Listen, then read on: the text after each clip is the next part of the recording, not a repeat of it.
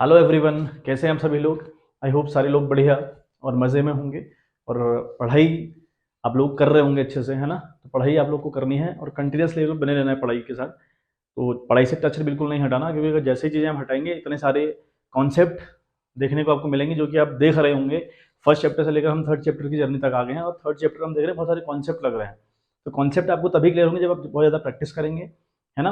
तो कॉन्सेप्ट आपके बहुत अच्छे से क्लियर हों। क्वेश्चन बनना ना बनना एक बात का मुद्दा है, लेकिन जो मेन फोकस आपको रखना है वो इस पर रखना है कि हमारे जितने भी कॉन्सेप्ट हमें दिए जाएं वो सारे के सारे कॉन्सेप्ट हमने क्लियर करने हैं। ठीक है बात। तो चलिए, आज हमारा नया टॉपिक चलेगा which is accumulated profit oblique losses and reserves. ठीक है बात। एक्यूमुलेटेड प्रॉफिट की मीनिंग क्या हुई, है ना। उसके बाद लिखा है मैंने ऑब्लिक लॉस, यानी एक्यूमुलेटेड प्रॉफिट है या फिर एक्यूमुलेटेड लॉसेस अगर आपके पास हैं या फिर आपके पास रिजर्व है, इनका क्या ट्रीटमेंट होता है, कब whenever your PCR is change, जब कंपनी का पीसीआर चेंज हो, प्रॉफिट शेयरिंग रेशियो चेंज हो, उस टाइम पे क्या होती है प्रोसेस। हमने पहला काम करना होता है, हमें गुडविल को ट्रीट करना होता है। गुडविल का ट्रीटमेंट रहता है, यानी अकाउंटिंग ट्रीटमेंट ऑफ गुडविल होता है।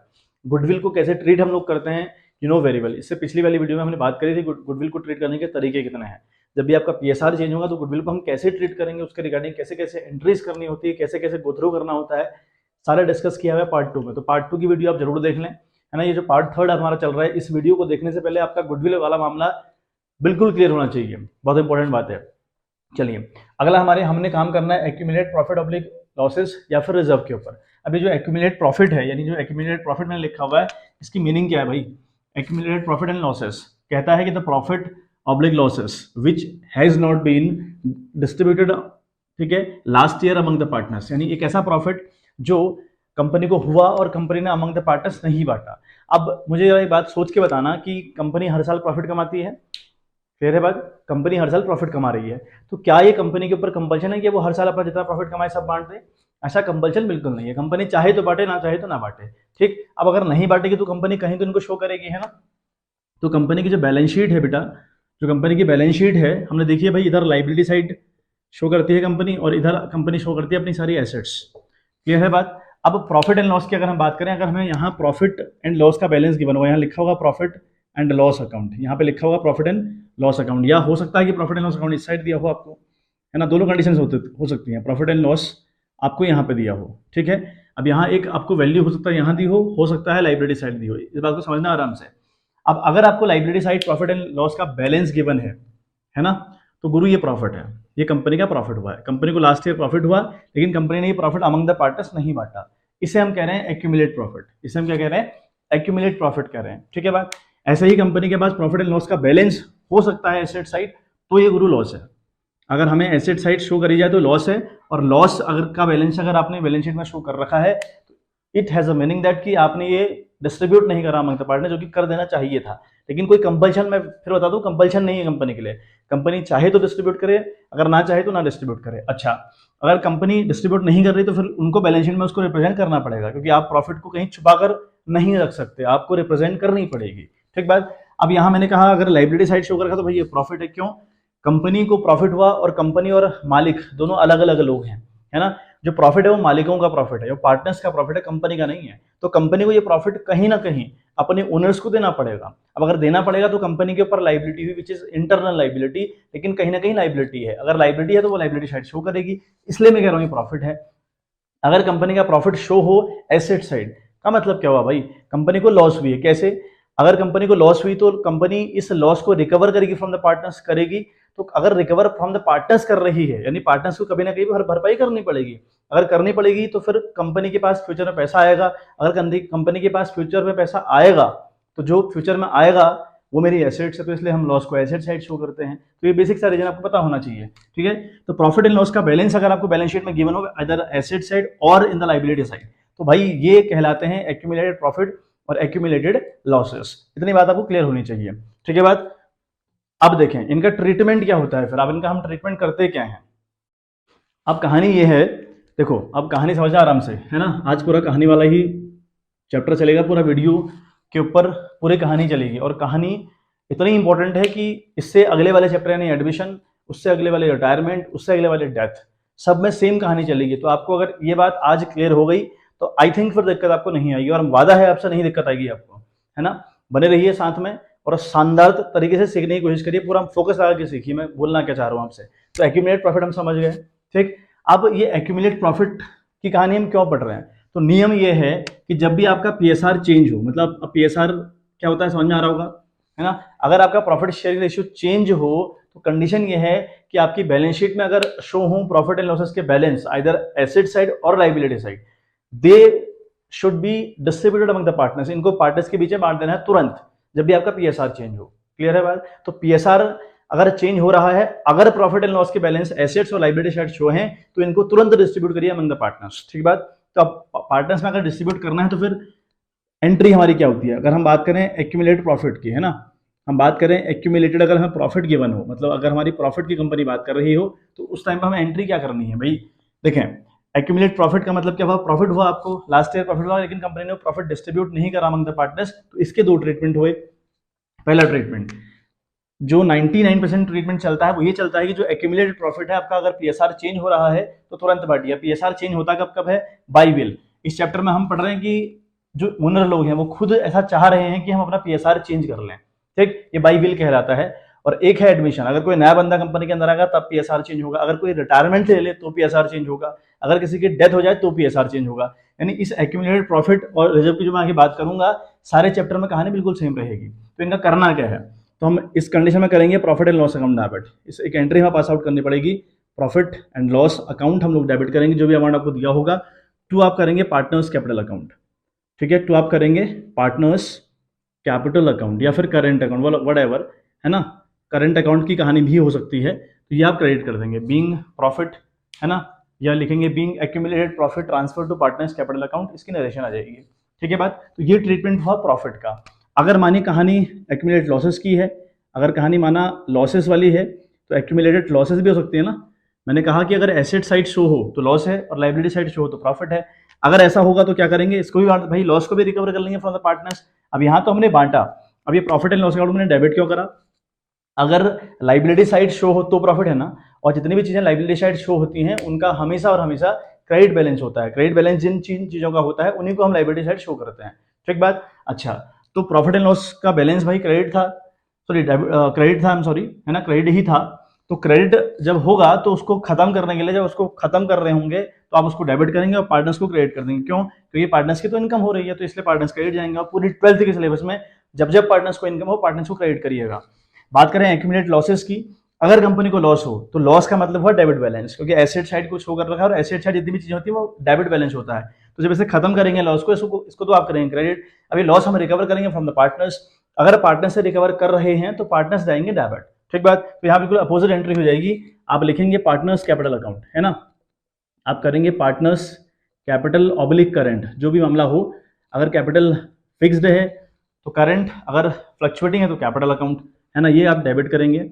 और टू करेंगे आप प्रॉफिट एंड लॉस अकाउंट, तो आप करेंगे प्रॉफिट एंड लॉस अकाउंट, या आप कर देंगे बच्चों क्रेडिट, लिखेंगे बीइंग, है ना, loss distributed among the partners, ये इसकी नरेशन आ जाएगी, ठीक बात। तो ये इसके सिंपल से ट्रीटमेंट हुए कि अगर कंपनी का पीएसआर चेंज हो और प्रॉफिट एंड लॉस का बैलेंस अगर आपको गिवन हो लाइबिलिटी साइड, तो एज अ प्रॉफिट आप उसे बांटेंगे, और अगर एज अ लॉस आपको अगर आपको गिवन हो इन दी एसेट साइड, तो आपको एज अ लॉस उससे रिकवर कर लेंगे, ठीक बात। अब एक ट्रीटमेंट हमारा और होता है, ये तो जनरल वे का ट्रीटमेंट है कि आपने जब भी पीएसआर चेंज हो तो ऐसा करना होता है। लेकिन कई बार क्वेश्चन में एक कहानी आती है कि जो एक्यूमुलेट प्रॉफिट कंपनी का, मान लिया कंपनी का प्रॉफिट है, मान लिया 1 लाख रुपए, है ना, मान लिया कंपनी कहती है भाई हमारा प्रॉफिट 1 लाख रुपए हुआ पड़ा है, या कंपनी की बैलेंस शीट प्रॉफिट शो कर रही है 1 लाख रुपए। हमें पता है भाई 90% चांस क्या है, करना क्या होता है, ये प्रॉफिट को अमंग दी पार्टनर्स बांट देना होता है। लेकिन कई बार, फिर बता रहा हूँ, लेकिन कई बार क्वेश्चन में एक लाइन आपको गिवन होगी कि ये प्रॉफिट अमंग द पार्टनर्स नहीं बांटा जाएगा, जबकि बांट देना चाहिए। पीएसआर नियम क्या है, पीएसआर चेंज हो तो तुरंत बांटिए, लेकिन अभी क्वेश्चन कह रहा है कि नहीं बांटना है, यानी इस वैल्यू को अगली वाली बैलेंस शीट में एज इट इज रिप्रेजेंट करना है। अगली वाली बैलेंस शीट का क्या मतलब है भाई, देखो हमने गुडविल का ट्रीटमेंट किया, रिजर्व्स के ऊपर काम किया, एक्यूमुलेटेड प्रॉफिट और लॉसेस के ऊपर काम किया, है ना, तो सारी फेरा बदली हो जाती है, चीजें ऊपर नीचे हो जाती हैं। अब अगर चीजें ऊपर नीचे हो गई, चीजें बहुत सारी चेंज हो जाती हैं, अगर ऐसा कुछ हो गया तो भाई आपको नई बैलेंस शीट बनानी पड़ेगी, बिल्कुल लॉजिकल बात नहीं है, क्योंकि आपका भाई प्रॉफिट एंड लॉस का बैलेंस आप बांट दे रहे हो, रिजर्व की कहानी आप पलट रहे हो, है ना। कई बार एसेट्स और लॉसेस, एसेट्स और लाइबिलिटीज में बढ़ोतरी और गिरावट हो रही होती है, तो कहीं ना कहीं आपको नई बैलेंस शीट बनानी है। तो अगर क्वेश्चन में लिखा है कि profit will not distributed among the partners, ऐसा लिखा हो, या लिखा हो कि this profit will be shown in the new balance sheet, और ये नया प्रॉफिट बैलेंस शीट में भी दिखाया जाएगा, तो क्या करें? ये दो चीजें हो गई एक्यूमुलेट प्रॉफिट और लॉसेस के रिगार्डिंग। लेकिन कंपनी ने कहा है कि कंपनी को 1 लाख का प्रॉफिट हुआ और ये प्रॉफिट अगली वाली बैलेंस शीट में एज इट इज दिखाया जाएगा, यानी इसको अमंग द पार्टनर्स नहीं बांटा जाएगा। तो वहां पर स्टेप्स क्या हैं वो समझ लें, ठीक है? वहां पर स्टेप क्या है वो हम समझ लें एक बार, क्योंकि ये बड़ा इंपॉर्टेंट कॉन्सेप्ट है ना, और ये कॉन्सेप्ट हर जगह लगेगा, ठीक है? मतलब कई बार होता है जनरल रिजर्व के या जो रिजर्व के रिगार्डिंग भी कहानी रहती है कि भैया इनको नहीं बांटना है, इनको रिपीट करना है, तो हम वहां पर क्या करेंगे वो देखें आप। उस कहानी में हम क्या करेंगे, फर्स्ट स्टेप होगा, है ना, विल हैव टू कैलकुलेट, ठीक है, विल हैव टू कैलकुलेट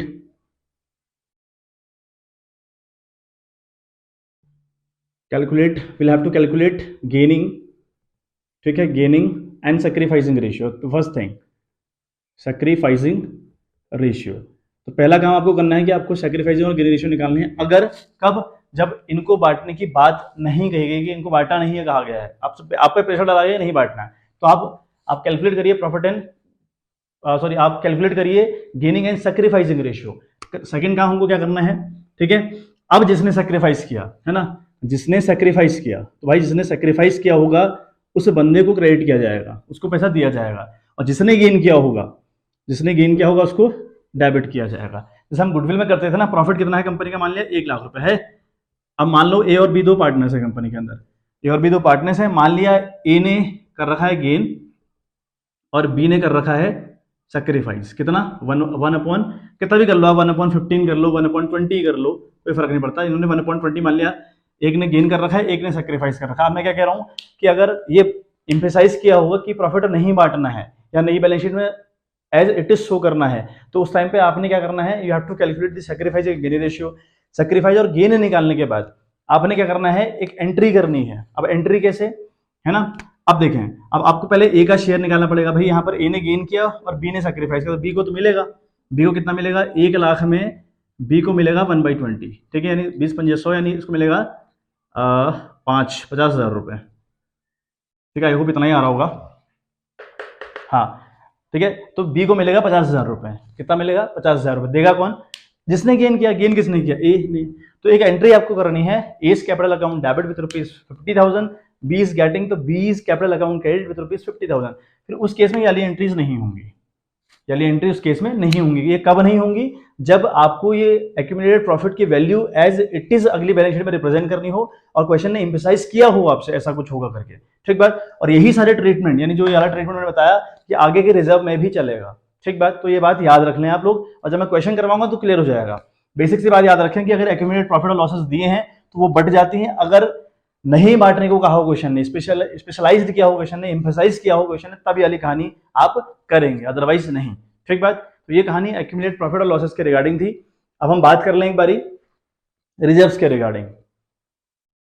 चलिए, तो हम लोग अब बात करते हैं रिजर्व के ऊपर, ठीक है। बात हमने कर ली एक्यूमुलेटेड प्रॉफिट और लॉसेस के ऊपर, बात कर ली कि एक्यूमुलेटेड प्रॉफिट क्या हुआ, लॉस क्या हुई और इसका ट्रीटमेंट क्या होता है ना।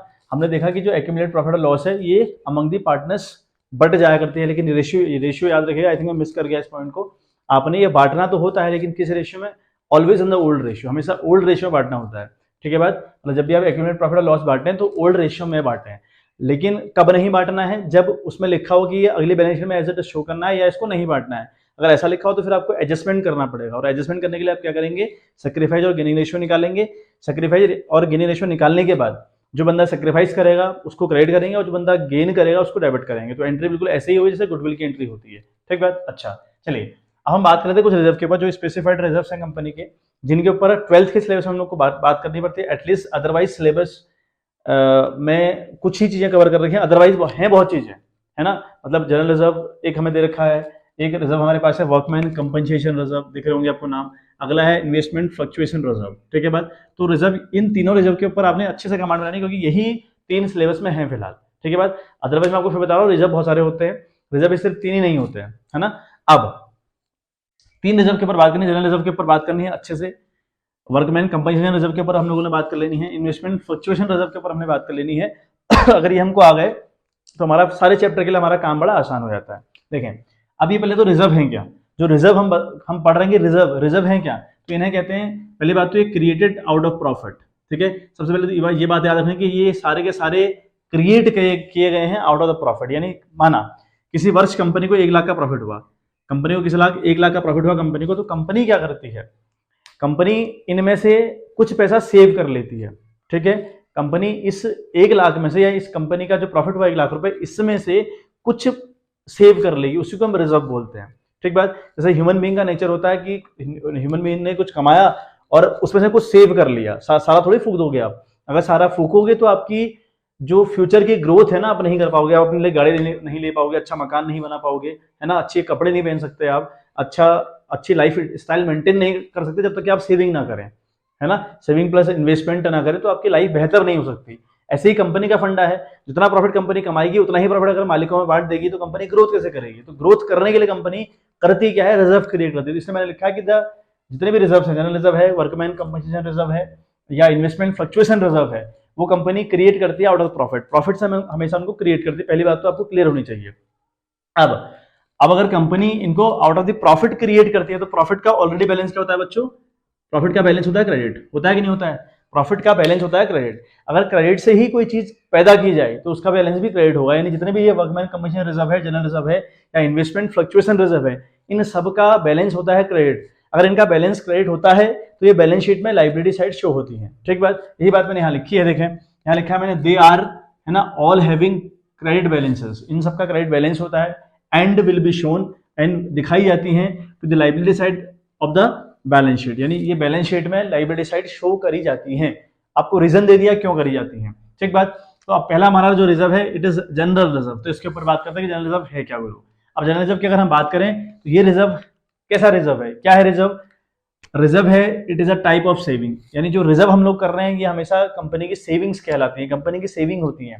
तो कंपनी ने एक सेविंग कर रखी है, एक पासबुक खोल रखी है जनरल रिजर्व के नाम से। ऐसे याद रख लें कि कंपनी ने एक खोली है पासबुक, उसका नाम रखा है जनरल रिजर्व। तो जनरल रिजर्व के नाम से एक पासबुक खोली है, तो it is a type of saving of the company which has been created out of profit, जो आउट ऑफ प्रॉफिट क्रिएट करी जाती है, प्रॉफिट से ही बचाई जाती है या बनाई जाती है, एंड कैन बी यूज्ड, और इसे हम यूज कर सकते हैं कहाँ, एनीवेयर, कहीं भी हम इसको यूज कर सकते हैं, अगेंस्ट एनी लाइबिलिटी, किसी भी लाइबिलिटी के अगेंस्ट यूज कर सकते हैं, यूज कर सकते हैं लेकिन कहाँ, किसी भी लाइबिलिटी के अगेंस्ट।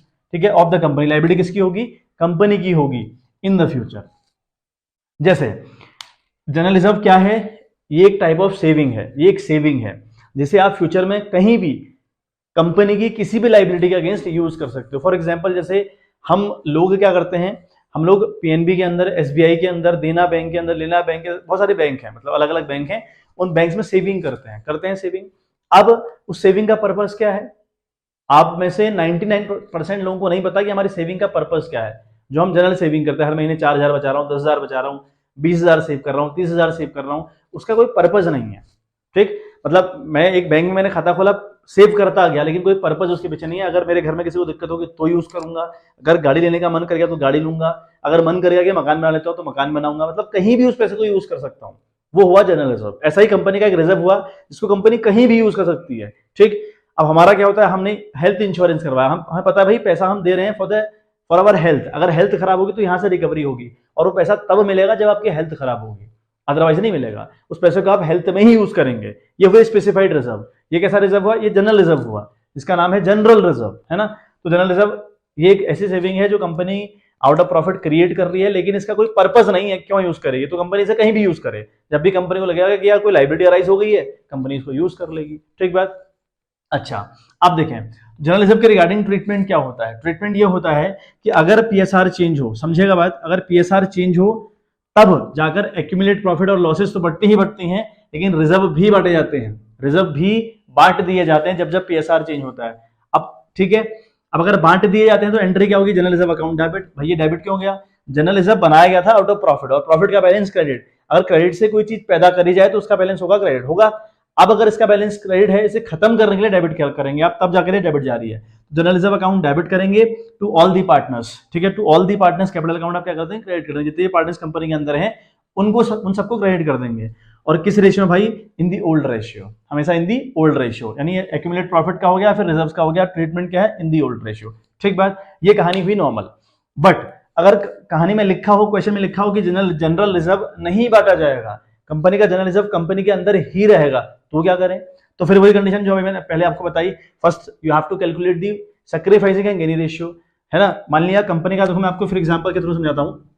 मान लिया कंपनी का जो जनरल रिजर्व है वो 60,000 रुपए है, ठीक है। जीआर का मतलब जनरल रिजर्व, कंपनी का प्रॉफिट, सॉरी जनरल रिजर्व मान लिया 60,000 रुपए है। अब कंपनी क्या कर रही है, अगर कंपनी के पास 60,000 रुपए रिजर्व हो और कंपनी का पीएसआर चेंज हो, तो कंपनी इस जनरल रिजर्व को हमेशा हमेशा हमेशा अपने पार्टनर्स में इन दी ओल्ड रेशियो में बांट देगी। उसके लिए एंट्री मैंने लिखी है, general reserve account debit to partners capital account in the old ratio to the old partners. ये बात भी याद रखिएगा, ये हमेशा मिलता है पुराने पार्टनर्स को, नए पार्टनर्स को नहीं मिलता। अब यहाँ आप कहेंगे कि नए पार्टनर कौन है, यहाँ कोई नया पार्टनर नहीं है। जो हमारा change in profit sharing ratio वाला चैप्टर है, यहाँ पर नया कोई नहीं है, यानी सबको मिलेगा, ठीक बात। लेकिन एडमिशन में कहानी है, वहां सबको नहीं मिलेगा, जो आने वाला है उसको नहीं मिलेगा, क्योंकि एडमिशन वाली कहानी में क्या है, जो कुछ पार्टनर्स पुराने हैं उनको मिलता है, आने वाले को नहीं मिलता, ठीक बात। तो याद रखेंगे हमेशा मिलता है in the old ratio to the old partners, ठीक बात। अच्छा, जनरल हमारे पास 60,000 रुपए है और क्वेश्चन में लिखा है, इंपेसाइज किया है कि ये 60,000 रुपए नहीं बांटा जाएगा, या फिर ये 60,000 रुपए अगली वाली बैलेंस शीट में एज इट इज दिखाया जाएगा। अगली वाली बैलेंस शीट का मैंने कॉन्सेप्ट बताया था आपको, क्यों बनानी पड़ती है हमें। तो अब आप क्या करेंगे, आप सबसे पहले निकालिए सैक्रिफाइस किसने किया या फिर गेन किसने किया, ठीक है। आप दो बातें याद रखिए, आप निकालिए जब भी आपको किसी भी रिजर्व के रिगार्डिंग, किसी भी एक्यूमुलेट प्रॉफिट और लॉसेस के रिगार्डिंग दिया होगा कि ये बांटा नहीं जाएगा या फिर अगली बैलेंस शीट में एज इट इज शो किया जाएगा, तो वहां पर पहला काम करना है सैक्रिफाइस और गेन रेशियो निकालिए।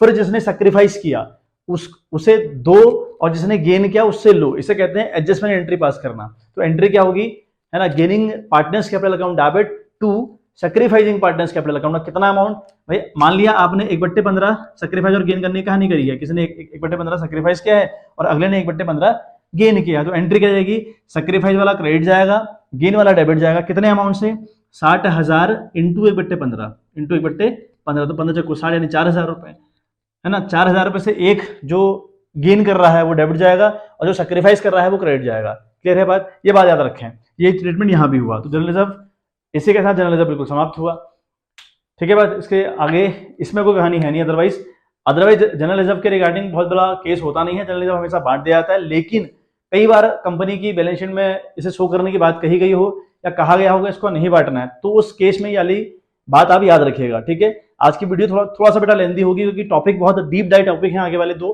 है ना। वर्कमैन कंपनसेशन रिजर्व बड़ा डीप टॉपिक है और इन्वेस्टमेंट फ्लक्चुएशन रिजर्व भी डीप टॉपिक हुआ।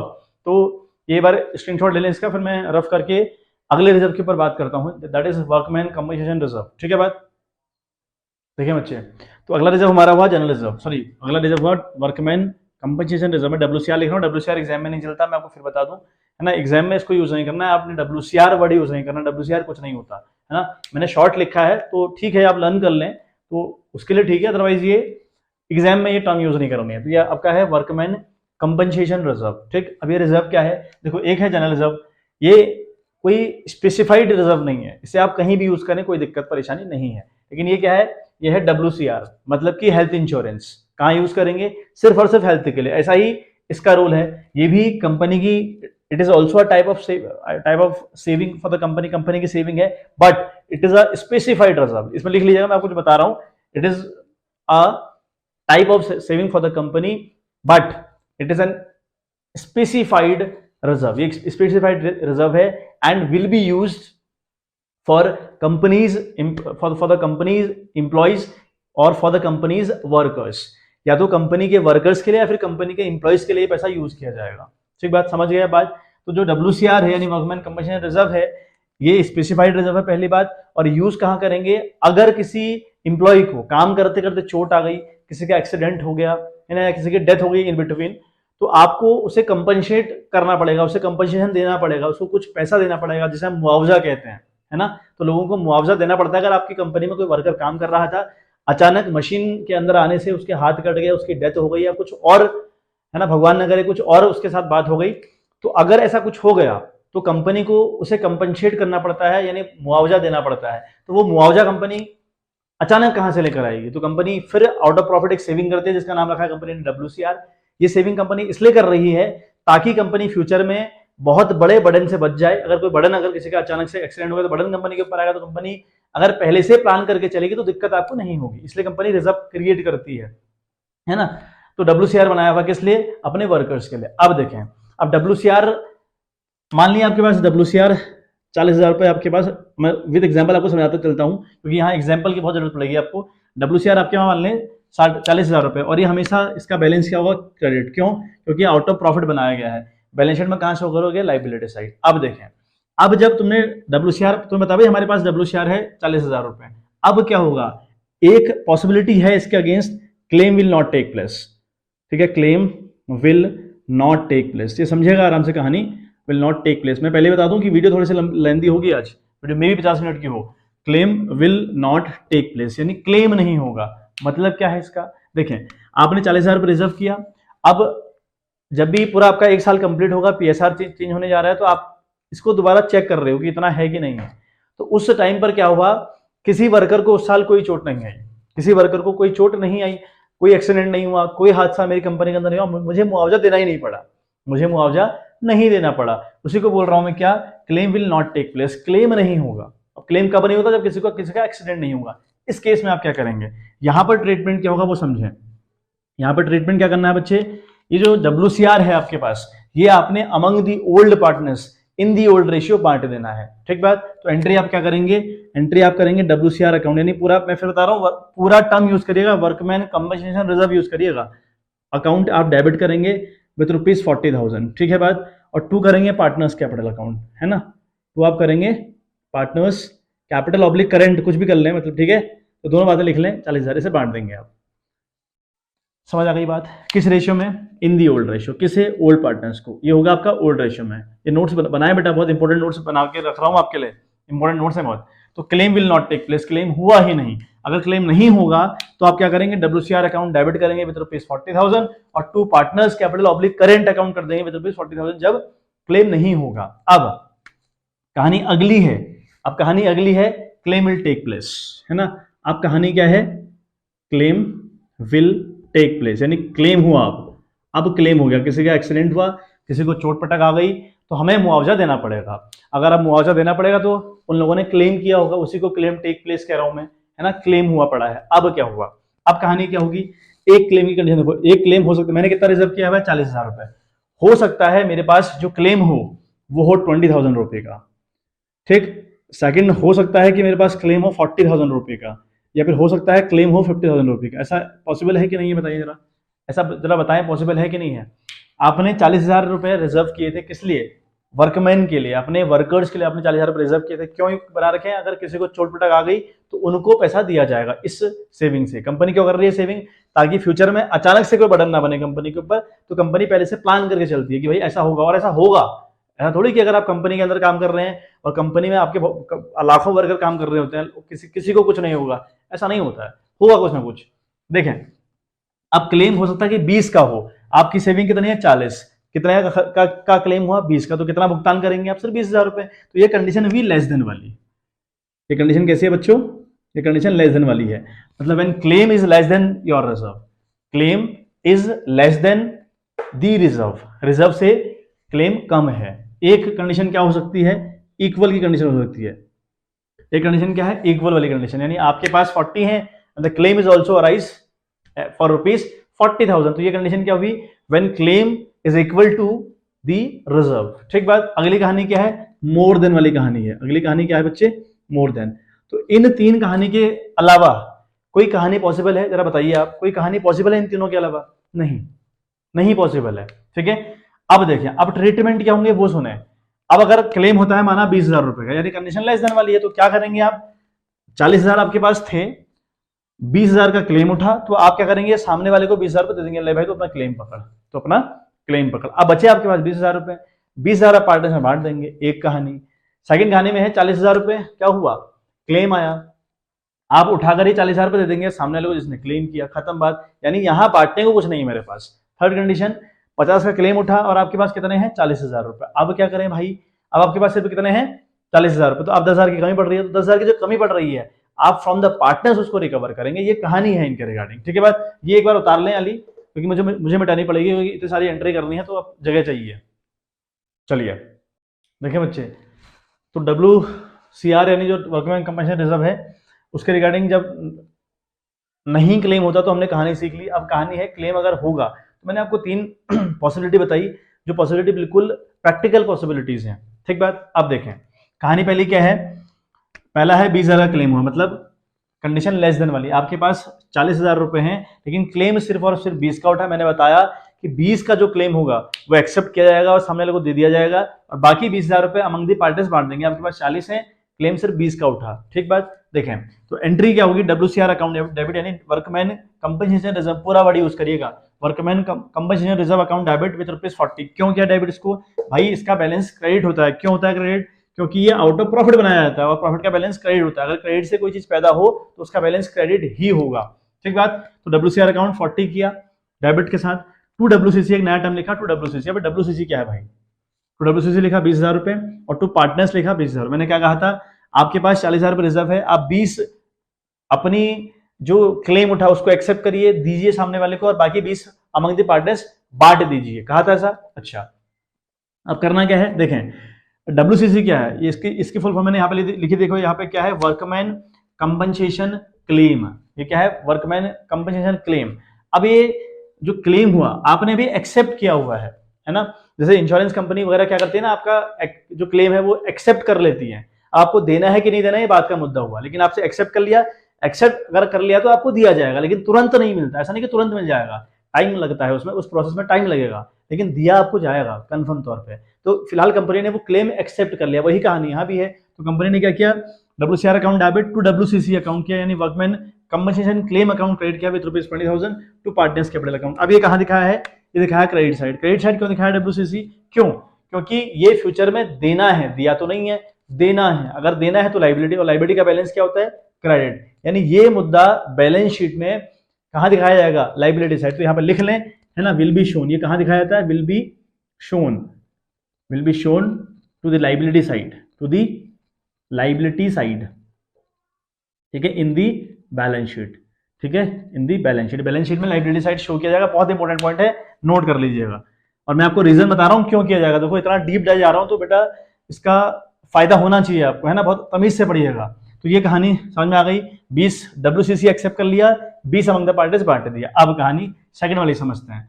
सेकंड में है 40, यानी इक्वल कंडीशन। आपके पास 40 रिजर्व है और 40 आपके पास क्लेम भी आया, तो बांटने को है आपके पास नहीं, तो क्या करेंगे, WCR account debit with ₹40,000 to WCC 40,000। भाई आपने क्लेम एक्सेप्ट कर लिया, बांटने को कुछ नहीं है आपके पास। क्लियर बात, थर्ड कंडीशन समझे। यहां पर कहानी क्या है, मोर देन वाली कहानी है।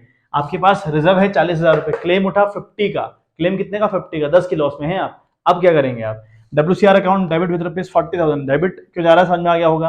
अब 2 करेंगे आप, WCC करेंगे, WCC बिल्कुल करेंगे सर, कितना, 50 करेंगे, 50 का क्लेम आया है ना, तो WCC कितने का हुआ, 50 का। अब डेबिट साइड एक कमी पड़ रही है, डेबिट साइड एक कमी पड़ रही है। अब देखें, अभी एक बात बड़ी इंपॉर्टेंट बताने जा रहा हूं, सुनिएगा। अगर PSR चेंज हो, अगर PSR चेंज हो और किसी भी चीज की वैल्यू, चाहे वो एसेट्स हो चाहे वो लाइबिलिटी हो, अगर वो एक्सीड कर रही है, अगर वो एक्सीड कर रही है तो आपको एक नया अकाउंट ओपन करना है।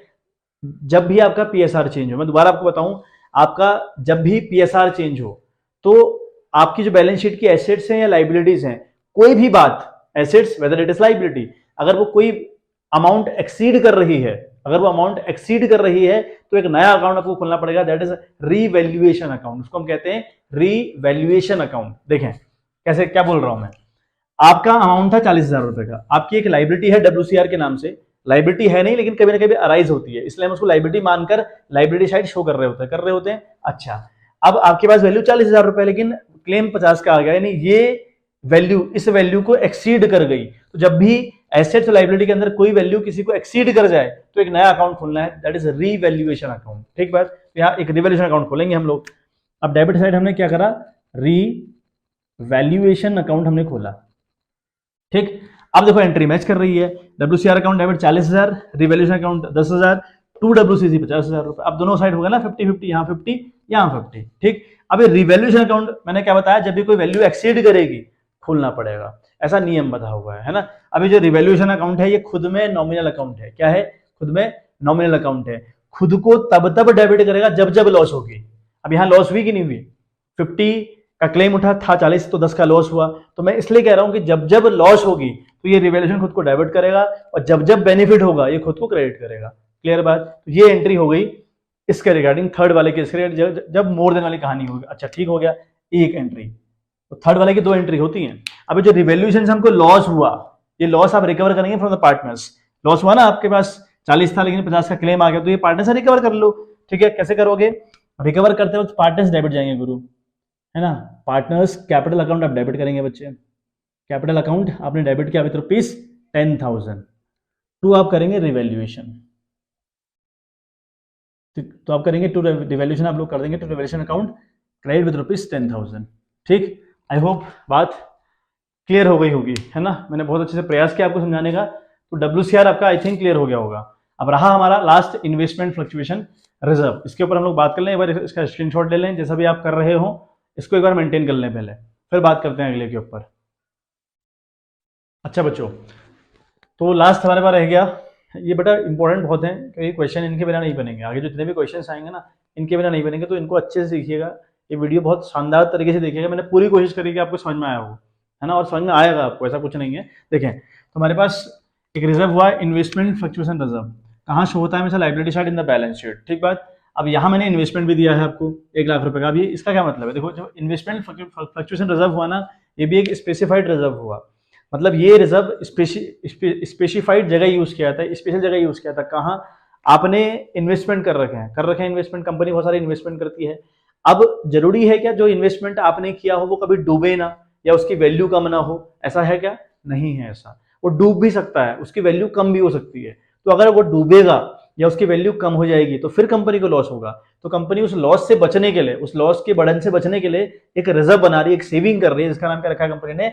Investment fluctuation reserve. तो ये किसी ना किसी इन्वेस्टमेंट के अगेंस्ट होगा। ये बहुत इंपॉर्टेंट बात है कि इसके साथ इन्वेस्टमेंट दिया होना चाहिए, इसके साथ इन्वेस्टमेंट दिया होना चाहिए। ठीक, अब यहाँ इन्वेस्टमेंट दिया है 1 लाख रुपए का, इस कंपनी का इन्वेस्टमेंट 1 लाख रुपए का एसेट साइड शो किया, क्योंकि इन्वेस्टमेंट एसेट्स है, और investment fluctuation reserve as a liability दिखा रखा है, क्योंकि आउट ऑफ प्रॉफिट बना है, और प्रॉफिट ऑलरेडी लाइबिलिटी होता है।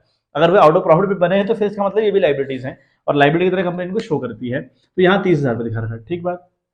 अब ये जो 1 लाख रुपए शो कर रखा है, इसको हम कहते हैं बुक वैल्यू। ये होती है बुक वैल्यू, जो बैलेंस शीट में आपने शो कर रखा है वो आपकी बुक वैल्यू है। तो जब जब आपका पीएसआर चेंज हो, तो आपको ये वैल्यू यानी बुक वैल्यू मार्केट वैल्यू से कंपेयर करनी पड़ती है, मार्केट वैल्यू से कंपेयर करनी पड़ती है। बात याद रखें कि जब जब आपका पीएसआर चेंज होगा, आप इस वैल्यू को क्या करेंगे? आप इस वैल्यू को मार्केट वैल्यू से कंपेयर करेंगे। अब अगर मार्केट वैल्यू से कंपेयर करेंगे तो 3 पॉसिबिलिटी देखो निकल के आती है। हो सकता है मार्केट में इसका प्राइस चल रहा हो 1 लाख रुपए, पहली पॉसिबिलिटी है कि नहीं है? ये पहली पॉसिबिलिटी है कि इस इन्वेस्टमेंट जिसकी वैल्यू आपने 1 लाख रुपए दिखा रखी है वो मार्केट में भी 1 लाख का चल रहा हो, ऐसा हो सकता है? यस, ये हो गई कंडीशन इक्वल वाली। हो सकता है कि मार्केट वैल्यू चल रही हो 1,20,000 रुपए, या 1,30,000 रुपए, 1,40,000 रुपए, 2 लाख रुपए, वटेवर, लेकिन इस 1 लाख से ऊपर चल रही है वैल्यू, इस 1 लाख से ऊपर चल रही है। तो ये केस पॉसिबल है कि नहीं है? बिल्कुल पॉसिबल है। एक केस है, हो सकता है वैल्यू चल रही हो 80,000 रुपए, हो सकता है कि वैल्यू चल रही हो 80,000 रुपए, हो सकता है कि वैल्यू चल रही हो 70,000 रुपए, हो सकता है कि वैल्यू चल रही हो 60,000 रुपए, कम चल रही है। और कम कितनी भी कम हो सकती है भाई, कम कितनी भी कम हो सकती है, कोई स्पेसिफाइड नहीं कि इतना ही कम होगा, कम कितना भी कम हो सकता है। तो ये केस फिर हुए। ठीक बात। अच्छा, पहले बात करते हैं जब when market value is equal to the book value, यानी जो बुक वैल्यू आपकी है 1 लाख रुपए, अगर मार्केट में भी 1 लाख प्राइस चल रहा हो तो फिर इस रिजर्व का क्या करेंगे आप? कोई यूज हो पाया इसका? आपके पास इन्वेस्टमेंट 1 लाख रुपए का, मार्केट में कितना चल रहा है इन्वेस्टमेंट? 1 लाख रुपए का, कोई नुकसान कोई फायदा नहीं। अगर कोई नुकसान कोई फायदा नहीं हुआ तो क्या करेंगे आप? जो 30,000 का रिजर्व है among the old partners in the old ratio बांट देंगे। तो एंट्री क्या होगी? तो मैंने लिखा है when market value is equal to the book value. Market value और बुक वैल्यू दोनों क्या है बच्चों? इक्वल है। तो एंट्री आप लोग क्या करेंगे? एंट्री आप करेंगे आईएफआर अकाउंट डेबिट।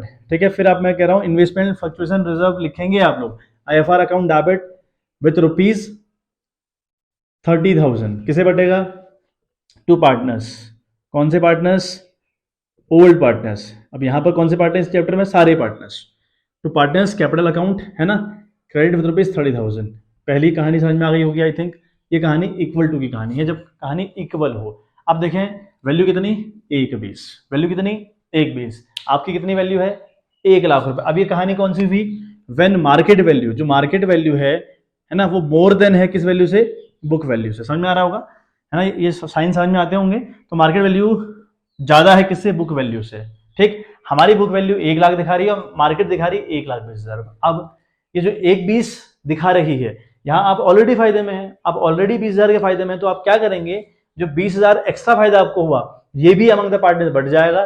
बाकी जो ये रिजर्व था इसका तो कहीं यूज हो ही नहीं पाया, तो ये भी बटेगा अमंग द पार्टनर्स। ठीक बात, क्या करेंगे, 20,000 का जो बेनिफिट आपको हुआ ये भी आप बांटेंगे, प्लस जो 30 आपका ऑलरेडी पड़ा हुआ था ये भी आप बांटेंगे। तो एंट्री क्या होगी, एंट्री पर फोकस करें। एंट्री आपकी होगी, सबसे पहले IFR अकाउंट डेबिट आप करेंगे। जो IFR अकाउंट है आपका वो डेबिट जाएगा, ठीक है, विथ ₹30,000, विथ ₹30,000। ठीक बात, आ रही बात समझ में। और to partners capital account, to partners capital account, ठीक है, क्रेडिट विथ ₹30,000। तो पहली एंट्री पे तो उसको ये पैसा तो इनको बांट दो, ये हो गई इसकी पहली एंट्री। अगली एंट्री आप क्या करेंगे, एक एंट्री और करनी, मैंने कहा ये 20,000 का जो बेनिफिट है ये भी बटेगा। अब ये इसके लिए एंट्री क्या होगी, देखो मैंने कहा अभी थोड़ी देर पहले पिछले वाले में कि अगर कोई वैल्यू, चाहे वो एसेट्स हो चाहे लाइबिलिटी हो, अगर किसी वैल्यू को एक्सीड कर गई ना, अगर कोई दी हुई वैल्यू, मेरी जो मैंने जो वैल्यू रिप्रेजेंट कर रखी है, अगर उसको एक्सीड कर जाए तो एक नया अकाउंट खुलता है जिसका नाम है रिवैल्यूएशन अकाउंट। और रिवैल्यूएशन अकाउंट खुद में नॉमिनल अकाउंट है, खुद को डेबिट तब तब करेगा जब जब लॉस होगी, खुद को क्रेडिट तब तब करेगा जब जब उसको प्रॉफिट होगा या गेन होगा। तो यहाँ देखें वैल्यू एक्सीड है कि नहीं है, यहाँ मैंने 1 लाख दिखा रही है, यहाँ 1,20 दिखा रहे हो, एक्सीड हो गई वैल्यू, हो गई एक्सीड। किसकी वैल्यू एक्सीड हो गई, इन्वेस्टमेंट की।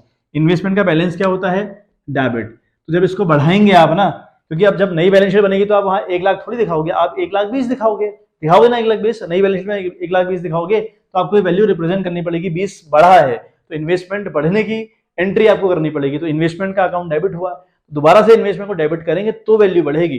तो यहाँ पर एंट्री क्या होगी, अगली एंट्री होगी इन्वेस्टमेंट अकाउंट डेबिट, है ना, इन्वेस्टमेंट अकाउंट आप डेबिट करेंगे विद ₹20,000, ठीक है। 2 करेंगे आप रीवैल्यूएशन, ठीक है, रीवैल्यूएशन अकाउंट आपने क्रेडिट किया विद ₹20,000। रीवैल्यूएशन क्यों किया, क्योंकि जब भी कोई वैल्यू एक्सीड कर जाए तो अपने रिवैल्यूएशन अकाउंट खोलना है और रिवैल्यूएशन खुद को क्रेडिट करेगा जब उसको बेनिफिट होगा। तो यहाँ ये हो गई एंट्री। फिर थर्ड एंट्री एक और होगी, ठीक है। थर्ड एंट्री क्या होगी गुरु, थर्ड एंट्री आपकी रहेगी रीवैल्यूएशन को डेबिट करेंगे आप, है ना, आप करेंगे रीवैल्यूएशन अकाउंट डेबिट, आप करेंगे रिवैल्यूएशन अकाउंट आप लोग करेंगे डेबिट विद ₹20,000। और 2 आप करेंगे बच्चों पार्टनर्स कैपिटल अकाउंट, ठीक है, पी लिख दे रहा हूँ, पार्टनर्स कैपिटल अकाउंट, ठीक बात, विद ₹20,000। तो इस केस में गुरु 3 एंट्री आपके पास होंगी। अब हमारा आखिरी केस रह गया जब वैल्यू लेस चल रही होती है मार्केट में, तब क्या करना होता है।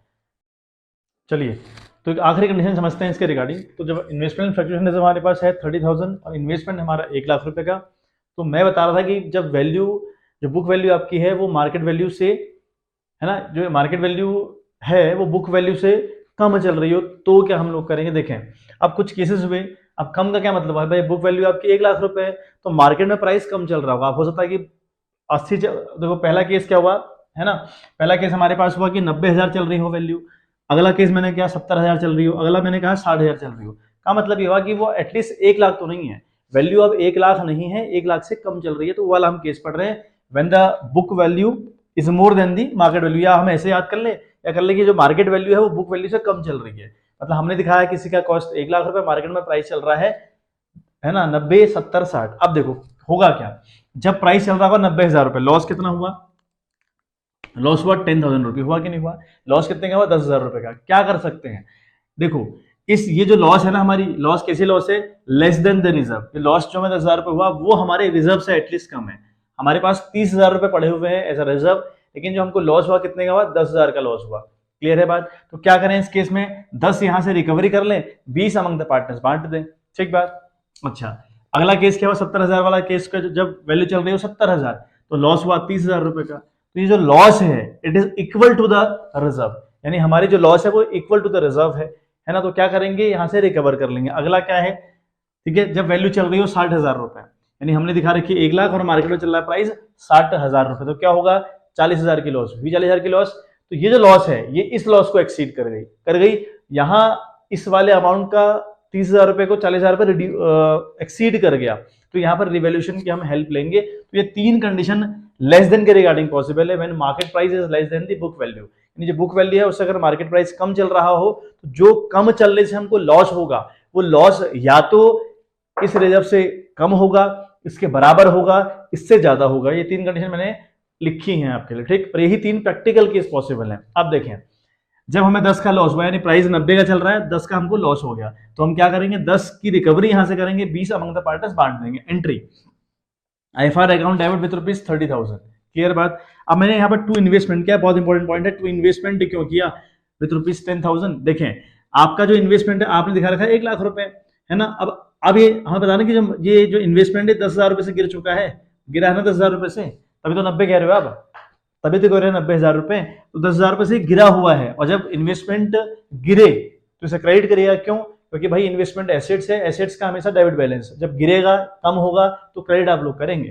तो इसलिए किया है FR account debit with rupees 30,000, to investment 10,000, जो रिमेनिंग 20,000 बचा टू पार्टनर्स कैपिटल अकाउंट में उसको ट्रांसफर कर दिया 20,000 रुपए को। क्लियर है बात। चलिए अब देखें, 70,000 की वैल्यू चल रही है मार्केट में, 1 लाख दिखाया हमने, हमको 30 का लॉस हुआ और हमारा लॉस इस रिजर्व के बिल्कुल इक्वल है, तो कोई दिक्कत नहीं है भाई, रिकवर कर लो। तो क्या करा, IFR account debit to investment, investment 30 से गिरा, इसलिए इन्वेस्टमेंट को मैं 30,000 रुपए क्रेडिट लेकर गया। अब देखें केस चौथा वाला, कितने का नुकसान भाई, 40 का नुकसान। कितने का नुकसान भाई, 40 का नुकसान। ये 40 का नुकसान मेरे रिजर्व को एक्सीड कर चुका है। जब भी कोई वैल्यू किसी वैल्यू को एक्सीड करे तो भाई आपको रिवैल्यूएशन अकाउंट खोलना पड़ेगा, ठीक बात। चले अब देखिए एंट्री हम लोग क्या करेंगे भाई, एंट्री यहाँ पर IFR अकाउंट डेबिट होगी ना, IFR account debit, investment fluctuation reserve या इन्वेस्टमेंट फ्लक्चुएशन फंड, कई बार कहते हैं इसको, IFF भी लिखा रहता है, ठीक है, इन्वेस्टमेंट फ्लक्चुएशन फंड भी इसको बोलते हैं। रिजर्व अकाउंट हमने डेबिट किया विद रुपीज 30,000, यहां तक तो बात समझ में आ रही है, इसको डेबिट किया। अब हम टू इन्वेस्टमेंट भी करेंगे, एक एंट्री पता है भैया, हमें जब इन्वेस्टमेंट की वैल्यू गिरती है तो investment always goes to credit side, याद रखें। तो कितने से जाएगा, 40,000 रुपए से जाएगा, जाएगा कि नहीं जाएगा, ये चलेगा 40,000 रुपए से। अब यहाँ डेबिट साइड मैच नहीं कर रहा, क्रेडिट 40 दिखा रहे हो आप, डेबिट 30 दिखा रहे हो, ऐसा होता नहीं है अकाउंटिंग के अंदर। डेबिट आप और करेंगे 10,000 रुपए से, ये 10,000 रुपए क्या है बच्चे, ये रिवैल्यूएशन है ना, तो क्या करेंगे, रिवैल्यूएशन अकाउंट आपने डेबिट किया। क्लियर बात। तो ये एंट्री हो गई एक इसके रिगार्डिंग, थर्ड वाले केस के रिगार्डिंग। एक when your loss is more than your reserve, है ना, तो क्या हुआ, 10 का लॉस हुआ भाई, ये लॉस को रिकवर करो फ्रॉम द पार्टनर्स। अब एंट्री क्या जाएगी, इसका जो बी वाला पार्ट होगा, है ना, वो होगा पार्टनर्स कैपिटल अकाउंट। क्या होगा बच्चों, पार्टनर्स कैपिटल अकाउंट आप डेबिट करेंगे, डेबिट विथ रुपीज 10,000। क्लियर हो रही हो बात। 10,000 से पार्टनर्स को डेबिट आप लोग कर देंगे, टू करेंगे आप रिवैल्यूएशन, ठीक है, टू आप करेंगे रिवैल्यूएशन, ठीक है, आपने क्रेडिट किया विथ रुपीज 10,000, ये इसकी एंट्री होगी बच्चा। तो ये 3 केस हैं जब मार्केट वैल्यू कम चल रही हो तो मैं कंफर्म तौर पर लॉस होगा। तो जो लॉस हो वो जो लॉस हमको होगा वो या तो इस रिजर्व से कम होगा, इस रिजर्व के इक्वल होगा, इस रिजर्व से ज्यादा होगा। तो 3 केस पॉसिबल हैं जब मार्केट वैल्यू हमारी बुक वैल्यू से कम चल रही हो, ठीक है बात। तो आई होप आज का सेशन आपको पसंद आया हो, अच्छा लगा हो, और ये बहुत बहुत बहुत ज्यादा इंपॉर्टेंट वीडियो है, ठीक है, इसका स्क्रीनशॉट आप ले लें। और मैं आपको फिर कह दूं ये वीडियो बहुत ज्यादा इंपॉर्टेंट है बच्चों, है ना, बहुत ज्यादा इंपॉर्टेंट, क्योंकि ये रिजर्व का बड़ा खतरनाक खेल है। ये रिजर्व की कहानी हमको आनी चाहिए, और वो तब आएगी जब आप इसको बार बार प्रैक्टिस करेंगे। जिस तरीके से मुझे चार्ट याद है ना, क्या क्या हो रहा है, तो ये भी आपको भी मूल्यवान याद होने चाहिए, तब जाकर आप इनके क्वेश्चन पॉसिबल या क्वेश्चन करना पॉसिबल हो पाएगा, ठीक है। तो चलिए मिलते हैं आपसे नेक्स्ट वीडियो, तब तक के लिए bye bye, have a good day.